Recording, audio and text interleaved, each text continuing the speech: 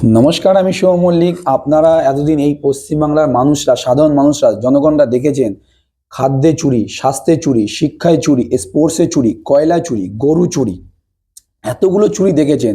তো এই চুরির এক একজন সবাই জেল খেটেছে দেখেছেন। পার্থ চট্টোপাধ্যায় চুরির জন্য জেল খেটেছে, বালু খাদ্য চুরিতে জেল খেটেছে, বীরভূমের প্রতাপশালী নেতা অনুব্রত মণ্ডল সে গরু চুরিতে জেল খেটেছে।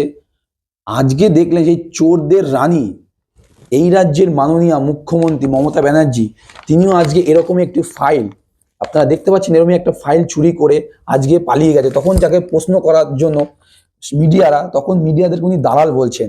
তো আমি এটাই ওনাকে প্রশ্ন করছি, বা এই রাজ্যের মানুষকে, যে উনি ওনাকেও স্বীকার করতে, উনি যখন মিডিয়াকে দালাল বলছে প্রশ্ন করাতে, তাহলে ওনাকেও স্বীকার করতে হবে যে উনি এই চোরদের রানী দালাল। এই রাজ্যের মানুষ, আপনারা ওনাকে প্রশ্ন করুন যে উনি কেন এই ফাইলটা নিয়ে চলে গেল। ধন্যবাদ।